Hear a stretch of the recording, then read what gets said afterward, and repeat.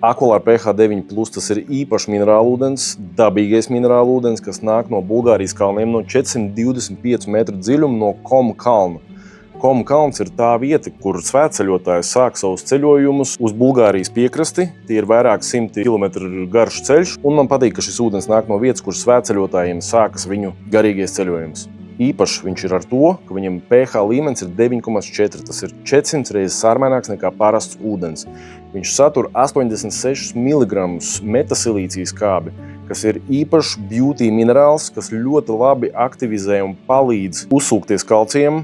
Silīcijs ir vienīgais neinvazīvais veids, kā dabūt no organisma ārā alumīniju, kas uzkrājas dzīves laikā un izraisa ļoti daudz nopietnas problēmas, kā piemēram demenci un pat Alzheimers. PubMed ir pieejami ļoti daudz pētījumu, kur ir tieši pētīts, kā silīcija ūdens iedarbojas uz Alzheimer slimniekiem.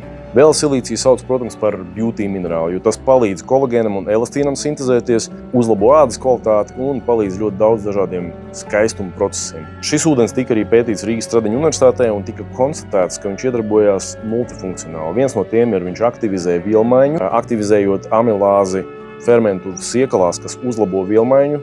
Rezultātā tad viņš padara urīnu vieglāku pēc svara. Nevis mazāku, bet vieglāku pēc svara, un tādā veidā, ja aktīvi viņi padzer pāris mēnešus, var atbrīvoties no dažādām nieru problēmām, kā piemēram smiltis. Aqualar ir ļoti viegli dzert. Viņš ļoti ātri iet iekšā un ļoti labi arī nāk ārā. To pamanīs katrs, kas viņu sāk dzert. Tas ir viegls mineralizācijas ūdens, tikai 260 mg, tātad viņš ir pieskaitāms ikdienas ūdeņiem priekš pieaugušajiem. Oriģinālā garša viņam ir viegli salda, bet kādreiz var būt tāda sajūta, ka viņu dzerot var likties, ka ir rūgta sajūta, bet tas ir tāpēc, ka šis ūdens ir super reaktīvs, viņš var norēģēt ar kaut ko, kas ir ēsts vai dzerts pat arī pāris stundas pirms. Neaizmirstiet vienmēr ūdeni sakratīt pirms tā dzeršanas, dzeriet vienmēr sēdus. Ar jums bija Dans Voļevāks, ūdens someljē.